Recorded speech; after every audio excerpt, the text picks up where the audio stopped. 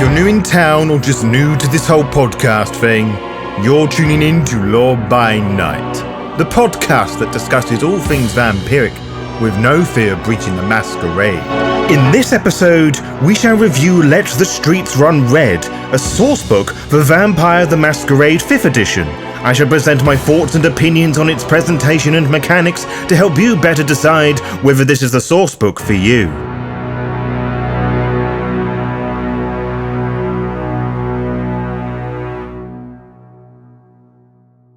Back in the days when Onyx Path Publishing dealt with the vast majority of Vampire the Masquerade books in the 21st century, they would start the development of their books through the means of a site called Kickstarter, a global crowdfunding platform focused on creativity. In short, fans of the material would invest in products they wanted, rather than being hand-fisted, tone-deaf ones.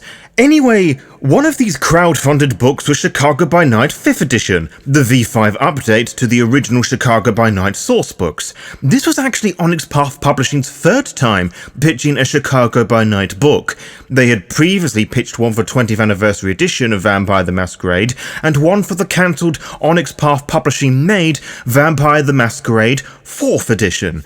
As a V5 source book, it reached its goal of $40,000 within 24 hours. By the end of the campaign on the 29th of November 2018, it had raised over 119,000 US smackers. The book was released by Onyx Path Publishing as a full-colour hardback book on the 19th of February 2019, just before the dark times. By mid-December 2020, the 3rd/5th edition was the highest-selling horror role-playing game book of the year on DriveThruRPG. And in case you were curious, Onyx Path Publishing occupied 4 of the top 10 spaces that year. That, however, is not all, as Onyx Path used some of that additional money to produce 2 additional supplement books as stretch goals as part of the original crowdfunding project.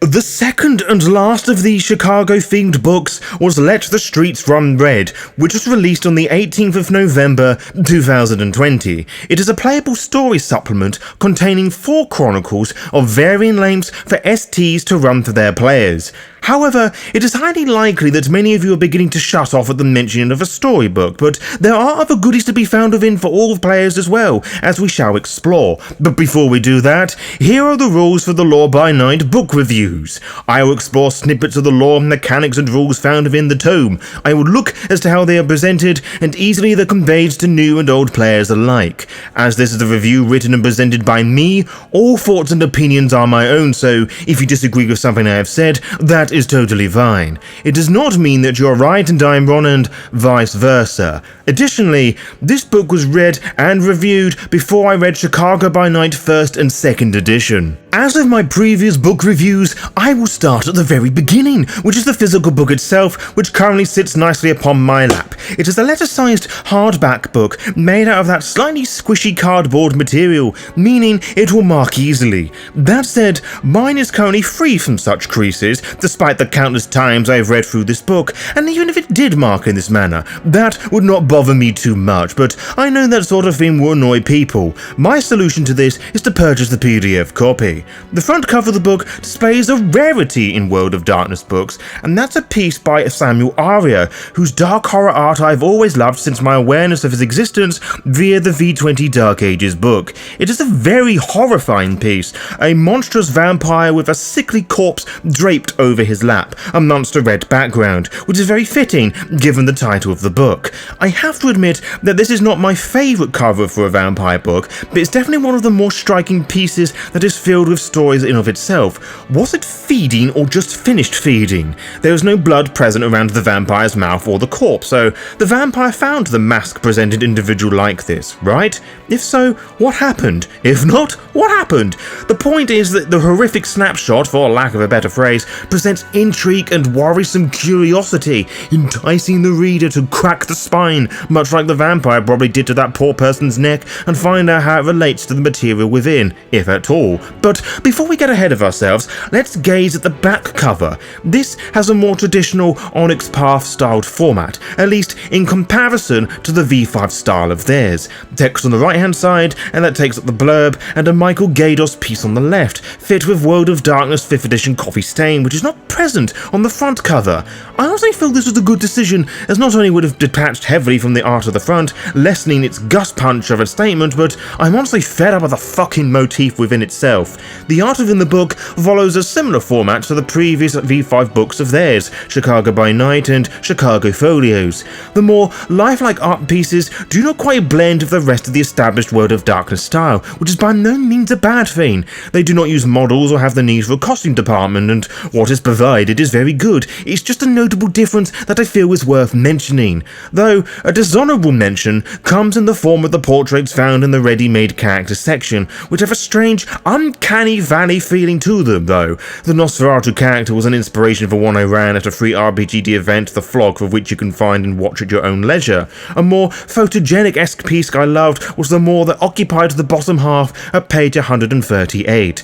Some of my favourite pieces take the form of dreamlike vague portraits and illustrations of Drew Tucker, particularly the one on page 89. His style has a very moving and melancholic presentation with an almost impressionistic approach. What steals the show for me are the pieces done at the start of each chapter or story, particularly the last three. They are grimy and very aggressive, portraying each chapter in really bold ways. It makes the stories feel grittier as a result, that these tales are different from the usual political flavour Vampire is known for. They are in the streets and far more personal, distant from the squabbling of the Elders of Elysium, but still within the hand's reach of the Ivory Tower.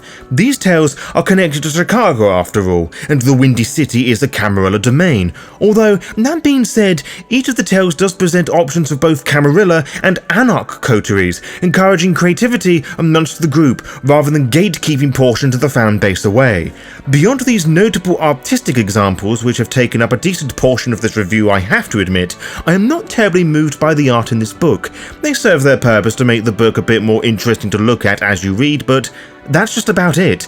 On the topic of the stylistic choices, the pages are not blindingly white either, partially because the quality of the pages is not magazine glossy white, but also because there is a city border that occupies the bottom of practically every page, which doesn't make the text difficult to read and makes even the imageless pages, as few as they are, interesting to look at. It is an interesting fusion that I really appreciate, which really makes this V5 book theirs, aesthetically speaking of course. Once you have opened the book and read the opening story, you are greeted with the standard World of Darkness introductory chapter, which details what it aims to cover and what you will find inside. It highlights the tales of VTM taking many moods, from romantic to undeniably horrific, both as a standalone plot or intertwined with each other with a whole host of other themes, which I love. It reinforces something that long-time fans or anyone who has read more than the 5th edition material have known for a while, whilst introducing newer STs and players that horror takes on many different forms, and VTM draws from many different sources without directly stating what they are. The tales themselves are just as varied, from weird themes that mortals get up to the deeply political. How it achieves those themes, however, is what I aim to explore. So, beside the list of chapters and a few other chapters that I will explore later on, the book does politely, albeit firmly, inform you that the role of the ST is to connect the characters presented in this book alongside other characters that the players create, both themselves and their touchstones, contacts, and so forth. It also highlights that the stories presented are customizable, that you are free to put these characters that relating to Chicago by Night or Cult of the Blood Gods, and vice versa, which is an important point to make for a variety of reasons. First of all, it is a clever marketing trick to get readers to invest in other Onyx Path V5 books, but from a mechanical point of view, these individuals, the characters of this book, are people who do have personalities and lives outside of their presented ideas and beliefs, encouraging the reader to not make NPCs narrow-minded quest givers, but to explore the full breadth of their potential arcs, whilst also encouraging them, to reader, to swap a character about if you think it makes more sense for an interesting narrative. I like that this is a clear canonical statement for each character, but you never feel bound by the authors here to stick with it, you know, as a certain later V5 book would. And this brings me to the elephant in the room. How do I go about reviewing reviewing this book. As stated earlier in the episode, this book is fairly new, and it would seem a bit shitty of me to break down each and every facet of it for you, so I'm not going to do that. I will, however, go over the plot of each in brief, touch upon some things I did and did not like, trying to keep things as spoiler-free as possible. I do, however, have to spoil some things in order to review the book, so consider this your warning, folks. So let's start with the overall structure of these tales, which follow a similar pattern throughout. There is an introduction to the setting and what it is about, there's some ST advice, and then there is the story in question, which is fairly standard stuff and what one should naturally hope and expect. Regardless of concept and premise, each story welcomes the ST nicely and is given plenty of information to take these tales by the horns and run with them, and how one could integrate them into ongoing plots, some with more difficulty than others, as we shall soon explore. Each major NPC has their own character sheet, all grouped together for the most part. Some give you the cast at the beginning, others at the end, and some are included in the middle as well, which can be a bit confusing for the new ST hoping for a consistent order of things. Most, however, are found in a later chapter, like the list of NPCs in Chicago by Night, which can make for some confusing moments in the session, but if you are organised enough and have enough bookmarks, this shouldn't be too much of an issue. Each story provides possible motivations for why the coterie is doing the deeds in question, and also ends with what the ST could do next to carry on the story, with many an option depending on what the players did or did not do, all of the ideas being very inspiring and encouraging to all levels of ST. Also, as a side note, I'm not going to mention the authors who wrote each tale, purely because I'm not being able to pinpoint who did what, like I did Trailsome Ash and Blood. That being said, I know that Steffi Devan wrote The Dying Field, so if anyone knows who did what, feel free to give a full list in the comments below. The first story, Power Prey. The vampire characters are thrust into danger as they are targeted by mortal hunters, though not directly. Walter Nash has murdered the child of a millionaire computer genius, Paul Sterry, aka Redwood. In revenge, Paul sends the players touchstones, threats, and plots the kidnapping of one. He's also working with a group of hunters called the Ninth Cross. In the end, the player characters must find Paul's true identity, track down his home, and eliminate his threat. So let's break this down a little bit, shall we? The hunters are aware of the existence of vampires and the coterie, but getting at them via tracking, hunting, and killing of their touchstones. Immediately, the tale draws the players into the street levels of human existence that V5 and most games of vampire of any edition occupy.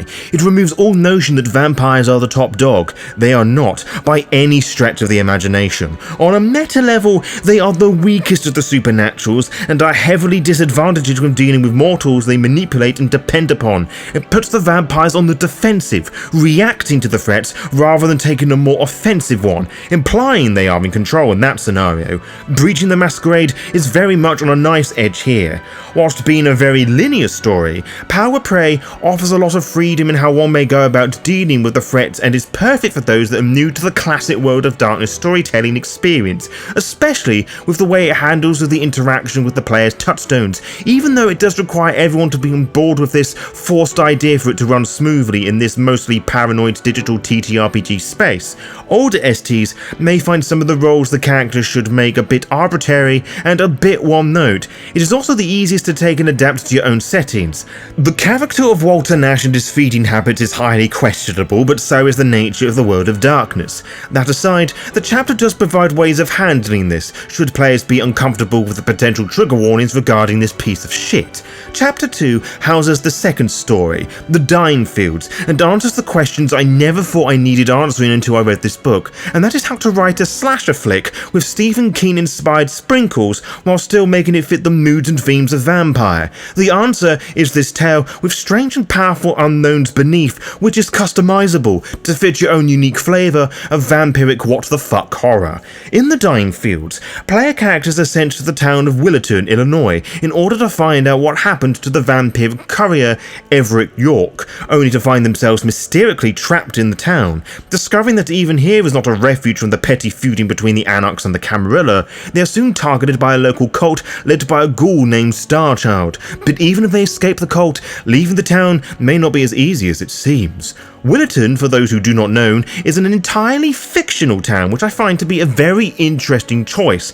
Vampire does have its own set of fictional places, such as Sirius and Fawns, though the latter is roughly based on the actual fauns in the UK, but that is me going off the beaten path. Much of the VTM tales are set in cities that players don't have access to in real life, and the books that do explore cities are varying levels of limited and rather dated, and in some places rather offensive. It can be difficult for a group of players to fill their characters in a small town or somewhere they cannot actually get to easily, so for a modern tale to have a fictional setting is rather encouraging for newer STs and more experienced ones like myself, previously intimidated by the physical world building often found in more fantasy-focused tabletop role-playing games. But to return to the actual story, this tale has a more sandbox approach in that there are lots of places to explore and many side branching quests or narratives to explore, as well as plenty of random encounters, mainly in the form of wights, which does have a narrative reason which you can learn at your own leisure.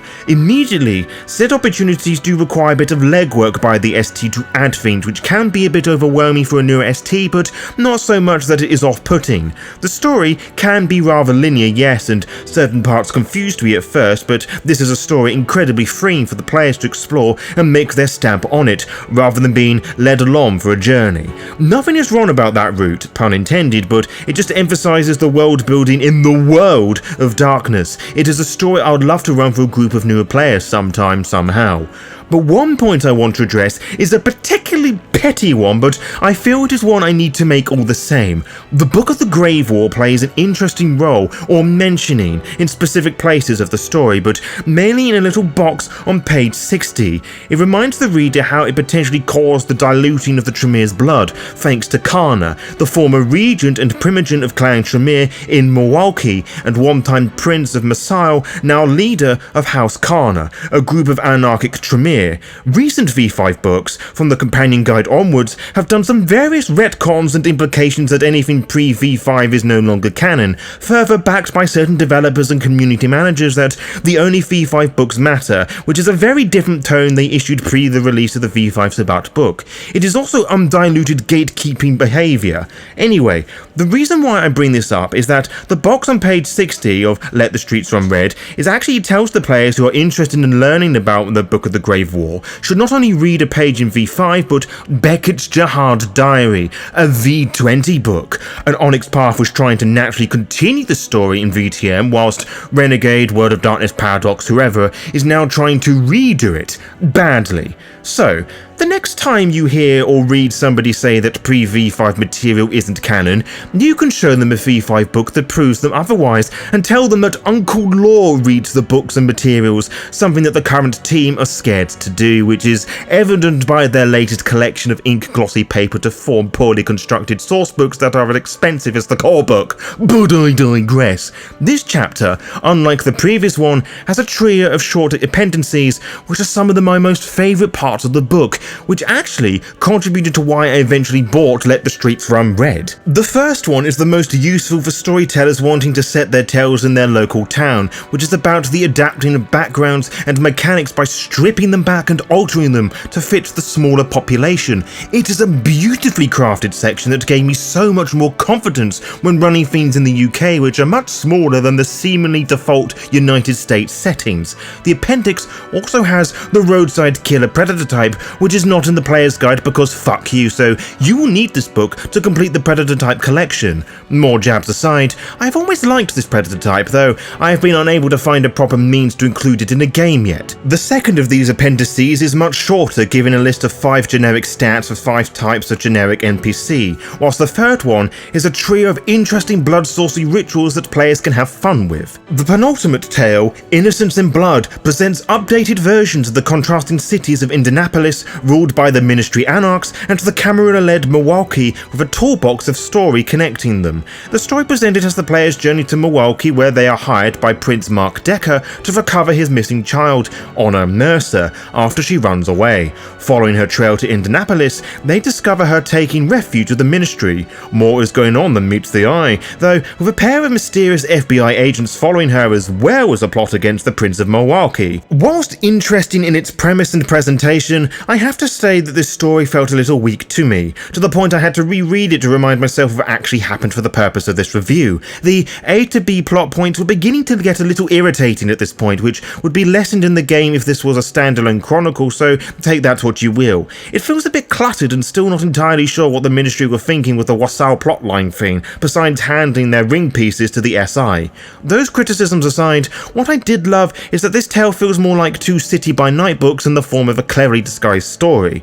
Whilst I was not aware of all the classic characters, what was presented was regarding the setting the characters felt well written with a lot of love and care put into them. In many ways, it is much more considered Chicago by Night, just with a fragrance of a weak story. The final story in this book just happens to have the coolest title, Rusted Jungle. Here, an attack on the circulatory system in Chicago results in the player characters being hired by Anita Wainwright or Damien to investigate either the Gary Anarchs or Vanguard Camarilla loyalists. Pretending to be double agents, they carry out an investigation that eventually reveals there are many attacks planned against both sides in Chicago proper.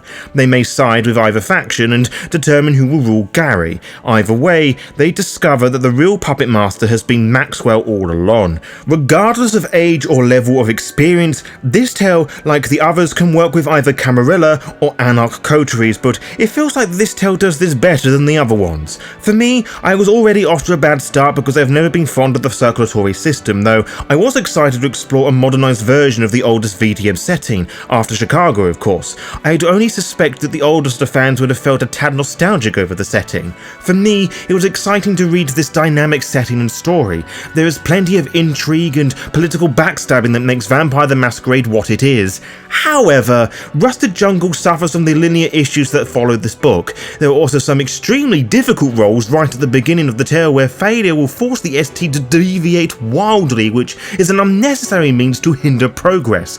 This is a bit more frustrating when you remember that V5's difficulty is somewhat harder than previous editions, and said failures, which are likely to happen, have huge ramifications in the direction of the story. And that is just as much as I'm going to say on the stories for now, which I hope has been helpful and engaging. But before I move on to the final chapter of the book, you're probably wondering how I would rank the stories, and to be totally honest, it is almost just how they're presented in the book. For the sake of clarity, my favourite is The Dying Fields, then Rusted Jungle, Power Prey, and Innocence in Blood is at least favourite, which is not to say that Innocence in Blood is bad, far from it. I love it a lot. It is just what I enjoy in Vampires, coveted beautifully in the other three more. But wait, that's not all. As I mentioned towards the beginning of the review, there is a chapter dedicated to the biographies of the various kindred of the book, which it just so happens to be titled Kindred Biographies. There is a real blend of new characters and old, with some incredibly obscure ones that I've only seen mentioned once or twice in some of the books that I have read. But how is each chapter presented?